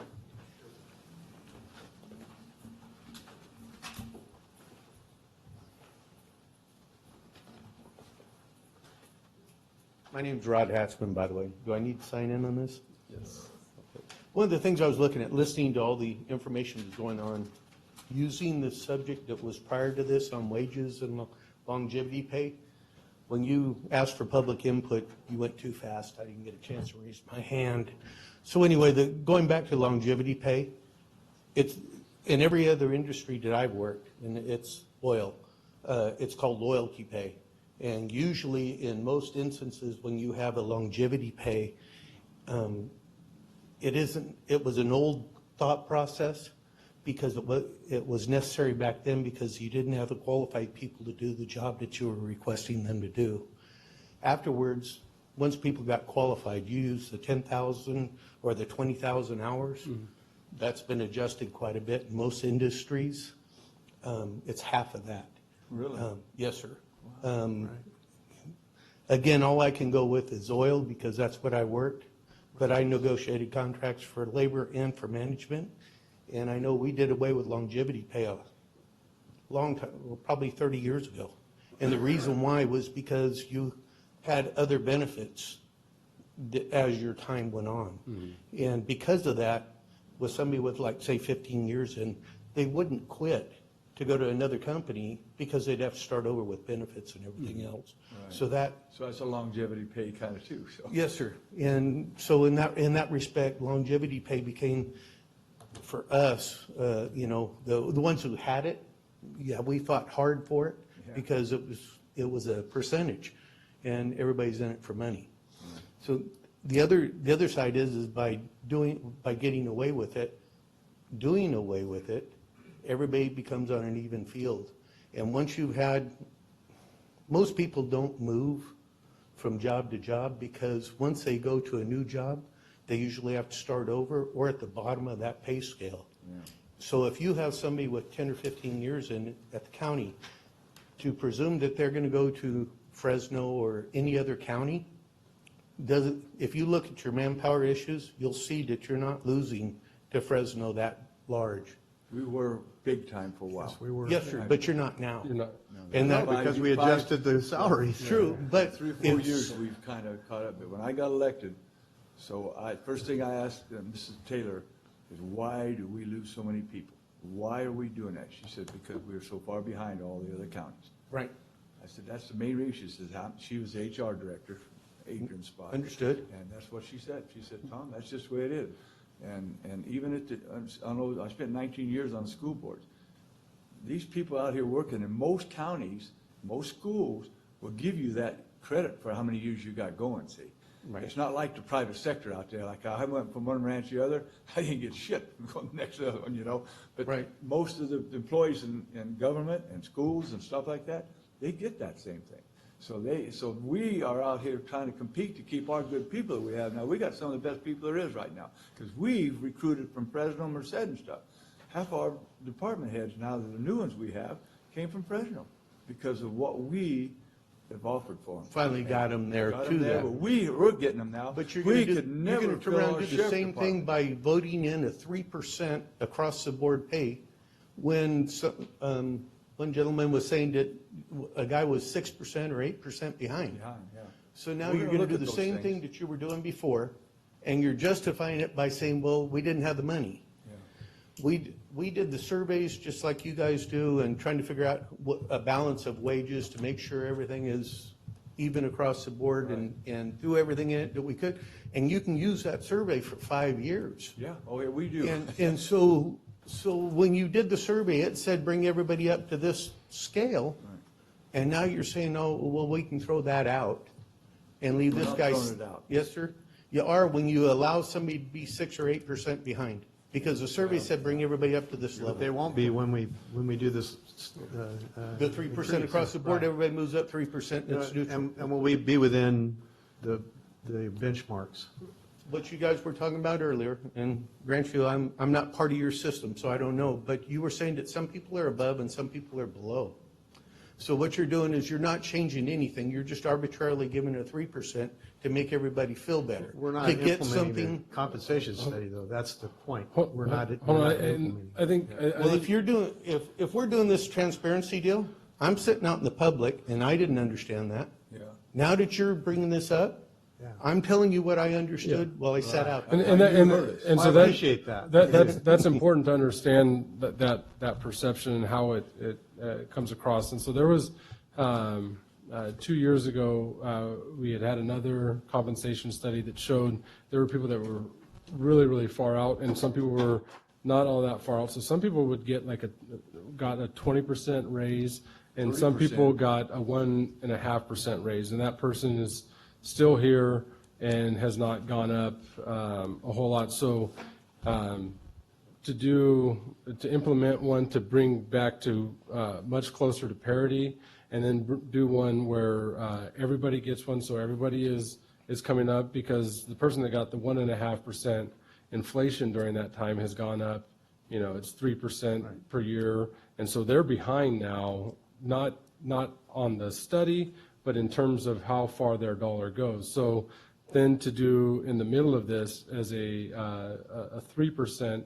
adjustment across the board and help everybody in regards to inflation, and then the next time with the salary study, look at it again and see who's that far out, and then maybe take care of them again. If they're some people are 5% out or 8% out, they get closer to parity, and then the people that are just 1% out or maybe above don't get anything. Yes, sir, but if the rationale is I did it, you pay somebody to do a study, and you didn't bring everybody up to that level, but yet you paid the experts, we used to call them SMEs, subject matter experts. You paid somebody to tell you exactly what somebody should be paid, and then you don't do it, then there's no reason for the study. Now we're going to turn around, in a few years, we're going to have that study again, and we're not going to do it. And you know, I don't know the individual that's 6 or 8% behind, but it seems very shocking that you would pay for a study, accept the study guidelines, and then not use them. And you know, so it's throwing away money. And now you're saying that we're going to do a 3% across the board, even though we got somebody that's 6% behind. But in a couple of years, we're going to do another study and turn around and possibly give that person an 8% increase to get him up to speed. So, what you're doing is or whatever we can afford to pay that person. It may not be that full 8%. What if you lose him? Yeah. Him or her? The point is, how many people do you have going to Fresno now? You don't have a tremendous amount because Fresno's full. And They're looking every day. Yes, sir. But they're looking every day and they don't fill. But the other side is that if the person could have went to Fresno, they would have. You know, I mean, if Fresno pays that much more, when I get out of school or when I look for another job, I go to where the pay's at. And so I wouldn't look at Madera first if they're, say, 10% below Fresno. I'd go to Fresno first. And if I can't get that job because it's filled, it may mean I didn't meet the requirements for it. So to go under the old guidelines that, oh shit, I'm scared that everybody's going to run to Fresno, well, think of the change that you're going to have and the people that you can bring in. You're looking at it as a negative. Everybody's going to run to Fresno because we're not going to pay them enough. But if they go to Fresno, you may fill that position with somebody that's a tremendous amount better than the one that you have. That's happened. You know, so I mean, but you're playing off the old idea that we're going to lose people. Yeah. And it's not necessarily true. Most people are cradle to grave. They don't want to leave it. Once they get in a job after about 5 or 10 years, they're comfortable, they understand the system, and they don't want to leave. Right. And now you're saying, well, Christ, we might lose that guy. You could have lost him anyway. I mean, there's so many reasons for it. Thank you very much, Rod. You do what you need. Very much. Yeah. Any other public comment? Seeing none? We also need to understand that we do value all of our employees, regardless of what the comp study says, and showing them that that they're all valuable and that we understand that inflation is making them make less now than they did before, even though they're having the same amount of money coming in. Do you got anything else, Adrian? Nothing else? Nothing else. Okay. What's your pleasure, Board, to move this to the next hearing? I make a motion to approve. Is it waive the reading and set the hearing for December 4th? Need a second? I will second that. Roll call, please. Call for the vote. Supervisor Rodriguez? Yes. Supervisor Frazier? Yes. Supervisor Rogers? Yes. Supervisor Poitras? No. Supervisor Wheeler? Yes. Vote passes 4-1. Item, let's see, what time is it? 10 after 12. Let's go to lunch, come back at 1:30. Thank you, everybody.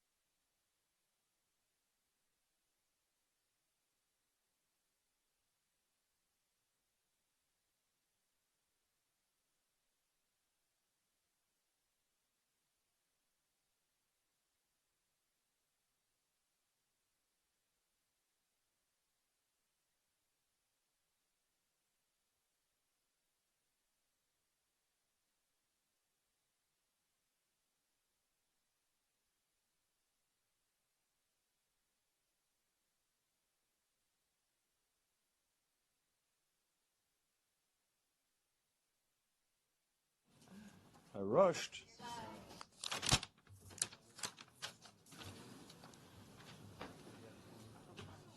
Was that 7F, Sarah? F? H. I want to move 7H up. Next item. We're back in session, folks, so let's get with it. 7H. I wonder why isn't this, wait a second. Put your mic on. It is on. There we go. 7H. There we go.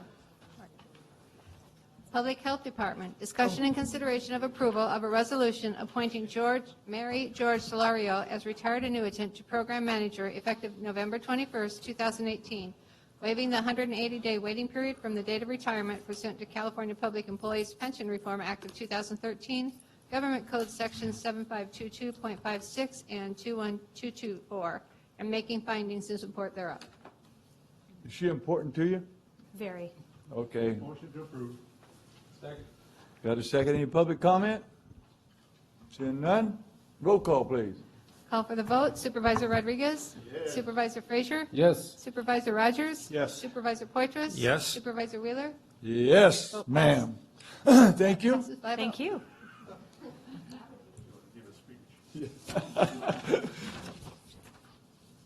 Okay, now we'll go back to 7F, Mike and Frank, 7F. or Tom, or whatever. you use. County Administration Department, Human Resources Operations Division, introduction of an ordinance amending Chapter 2.60 of Title II of the Madera County Code pertaining to salary step placement of new appointments. Waive the reading and set the hearing for December 4th, 2018. Good afternoon, Adrienne Caleb reporting. This is an item to change the ordinance to amend the way in which advanced step placements are approved. Currently, the county administrative officer can approve advanced step placements to the B and the C step. Anything above the C step would require board approval. And considering the fact that it's a fiscal decision and there's a belief that the county administrator holds expertise to be able to make these decisions, we're recommending that we change the ordinance to allow him to approve advanced step hires up to the E step, but then as well, the ordinance does still retain some level of authority at the board level as well. Okay, sounds good. What's your pleasure, board? Any questions? I just have a question. What do you mean by that there's a belief that the CAO has this expertise? It Yes. sounds like. Shouldn't is have it- said belief, there is. Okay, good, okay. Yes. We Make had that the real belief, clear. and that's the reason why we're bringing this forward. Okay, I just wanted, I just wanted to verify that. Yeah. Okay. Move to approve. I'll second. Do you have to waive the reading? Yeah, waive the reading And and also, set the hearing Chairman, for go out to December the 4th. public before a vote. Any public comment? Any public? I don't see nobody. Roll call, please. Call for the vote. Supervisor Rogers? Yes. Supervisor Poitras? Yes. Supervisor Frazier? Yes. Supervisor Rodriguez? Supervisor Wheeler? No. Vote Oh, passes. yes, I'm sorry. Apparently, he didn't have the belief. Can you change that to his vote after it's stated? Clarify it? County council, interpretation? I think it's been clarified that it's a yes vote. It's a yes vote. I just want to make sure everybody's on their toes and paying attention, see? You know, sometimes it just kind of. Okay, I generally just tune out your voice, Tom. Oh, that's what it is. 7G. 7G, County Administration Department, Human Resources Operations Division. Discussion and consideration of approval to amend the classification plan for the Office of Information Technology as follows. 1, added classifications in the Network Security Engineer Series, Network Security Engineer 1, 2, and Senior Network Security Engineer. 2, set the salary ranges for the 3 above referenced classifications as follows. A, Network Security Engineer 1, range 298, Network Security Engineer 2, range 318, Senior Network Security Engineer, range 338. 3, designate the above referenced classifications as overtime eligible pursuant to the Fair Labor Standards Act. 4, allocate the above referenced classifications to the professional unit for bargaining purposes. 5, direct the Human Resources Operations Division of County Administration to amend the position allocation as approved in the 2018-19 budget in Org Key 002433 to reflect add one full-time employee allocated as Network Security Engineer 1-2, add one full-time employee allocated as Network Security Engineer 1-2 Senior. Is that all? What do you got to say for yourself? Good afternoon, Tanya Say, Chief Information Officer. This item is in continuance to the fiscal year 2018-19 budget, where your board approved 3 additional security positions to go in our information security technology budget. This is the first 2 of those positions, the Network Security Engineer 1/2, and the second being the Senior Network Security Engineer position. The manager position, I believe, is coming to your board in 2 weeks. This position will be, it's critical to our operation, and they will mainly be in charge of the Security Operations Center for the county. I'm available for any questions. Any questions from the board members? Thank you for keep upgrading our IT system that it kind of floated for a few years, and now we're just going like mad. I just can't tell you how thankful we are. Any public comment on this? Seeing none, what's your pleasure, board? Move to approve. Right, you know, there's somebody out there I Second. can't see. I got new glasses, you know. Yeah, you're there. Second. Rob already did that. You got to pay attention. Didn't hear. I was talking. Call for the vote. Supervisor Frazier? Yes. Supervisor Poitras? Yes. Supervisor Rogers? Yes. Supervisor Rodriguez? Yes. Supervisor Wheeler? Yes. Vote passes 5-0. Thank you. Have a very happy Thanksgiving. You too. 7-I. 7 ayes, Sheriff Coroner's Department. Aye, Mr. J. Discussion and consideration of approval to hire Deputy William Vanderpool at the D step for the Deputy Sheriff position effective November 15, 2018. Before we get going very much, I just want to thank him and Commander Pogue. It just seems like the last couple months I've had so many different type things that I've had to get to them. And I don't care if it's been 10 o'clock at night or one time 5 in the morning, they respond. One of them respond every time. And I can't thank you enough, and you and Pogue both, but you guys do such a great job, and it's what's great about it is I hardly ever get any response from the people that we've done work with that way. So thank you, Jay. Appreciate it. Appreciate those kind words. Also, we've got some folks up working at the campfire. Right now, you have 2 sworn folks and I think 6 search and rescue members. Previously, we had 2 other sworn folks and 4 search and rescue members, and they're limiting how much they're allowing them to work up there, but it's pretty stressful and dismal environment to be working in, but it's work that's got to get done to give those families some closure. So, Just on that same note, yesterday, I drove up to Corning yesterday, and the rancher that I was up there for, his wife's mother and father, her brother and cousin, all of them lost their house. Every one of them, but they saved their lives. So, but they were stuck on the road there for 4 hours with no communication. Nothing would work, and so they didn't know if they were alive or dead. 4 hours that day. So it's crazy. Thank you. so this item involves hiring a lateral deputy sheriff that we've hired, as you see, because we hired him effective November 15th from the Fresno Sheriff's Office. What we've been doing with all these folks is we have them bring in a pay stub so we can do a pay comparison to hire him through the steps that Eric can approve. This young man would actually take a pay cut. So staff and I had a little miscommunication. I thought we were hiring him December 1st. Obviously, it's November 20th. We hired him November 15th. In order for him to receive an increase in pay for coming to work in Madera County, where he does live, he would need to have the D-step approved for his permanent pay scale. I wish that what was his name, Rod? I wish he was here so he could have heard that, so how we try to do things like that when we move from, county to county and stuff and job to job. Sure. Thank you. Any questions from the board member? Any from the public? None. Got a second? Second. Roll call. Call for the vote. Supervisor Rogers? Yes. Supervisor Frazier? Yes. Supervisor Poitras? Yes. Supervisor Rodriguez? Supervisor Wheeler? Yes. Vote passes 5-0. Thank you. Any pending legislation? Seeing none. Supervisors report. Rob? Yeah, back on the 8th, I attended a CalCog meeting, the quarterly meeting. I also attended a road charge technical advisory committee meeting last Friday, another quarterly meeting, and also attended the Fresno Madera Agency on Aging Foundation meeting and regular meeting.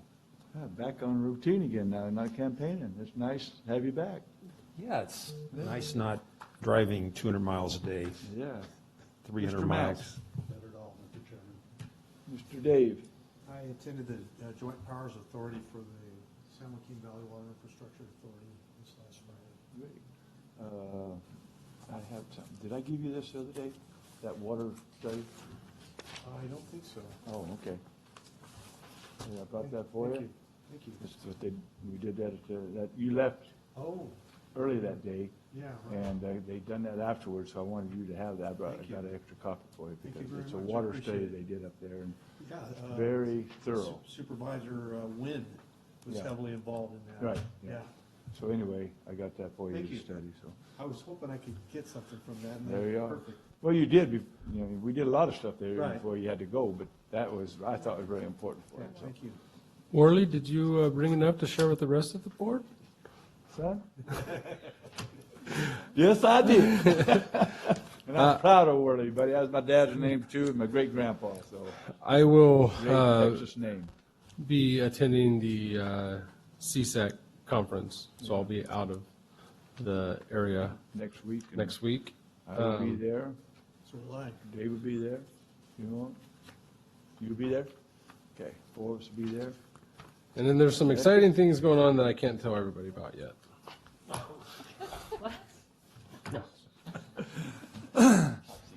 Yeah, I'm not even trying to report some of the things that we did, but the most important thing I did, I thought, since the last board meeting is every year we cut our Boy Scouts in North Fork Christmas trees. I've been doing over 50 years. We cut 500 trees Saturday for them, and they usually sell them in 2 weekends up there. They start the first weekend in December behind our county library in North Fork, and they're all silver tips this year, so if you want a great, beautiful Christmas tree, better get up there the first weekend if you want first pick.